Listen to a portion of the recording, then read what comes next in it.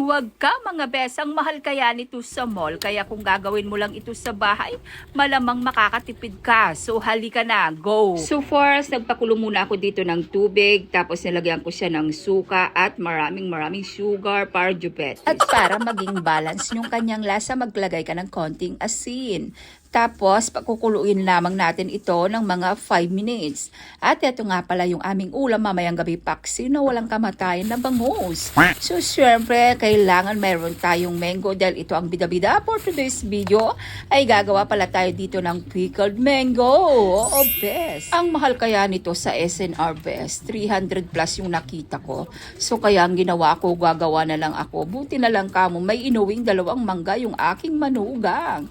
Kaya ang ginawa ko na lang, ayan, pickled mango. Binalatan ko lamang siya at hiniwa-hiwa ko lamang ng pahaba. Natapon pa yung isa vest. Pero kung marami kayong puno ng mangga sa inyong bakuran, abay, napaka-priceless ninyo. Hindi katulad namin, kailangan pa naming humingi sa kapitbahay or kailangan pa naming bumili sa palengke bago ka makatikim ng mangga. So anyway mga best, ang mangga na pala ito ay galing pa ng Pampanga, galing nung dun sa aking manugang at inuwi dito sa San Fabian.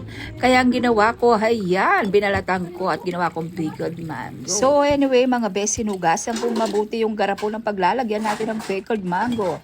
Binuhusan ko pa siya ng mainit na tubig para maalis yung bacteria. At saka ko nilagay isa-isa yung ating hiniwa-hiwa na mangga kanina. Pagkatapos nito bes, ay binuhos ko na yung ating pinakulo kanina na suka at mainit na tubig. Tapos, ipiperment lang ito ng mga 24 hours or 2 days, ganon.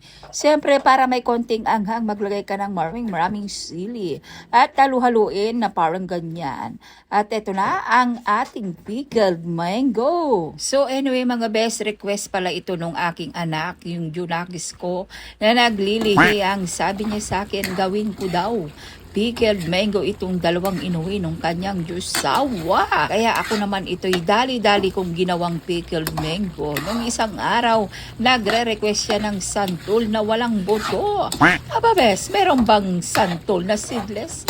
Wala pa akong nakikitang ganon. Ewan ko ba sa mga naglili na to? At para naman meron din sideless itong mga niluluto kong yobab or taba-taba ng baboy para hindi ka maumay kumain ka ng pickled mango. Gawin mong panghimagas, ganon.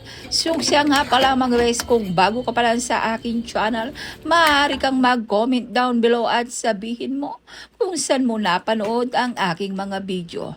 So ayun lang best, share ko lang, ingat, God bless, bye!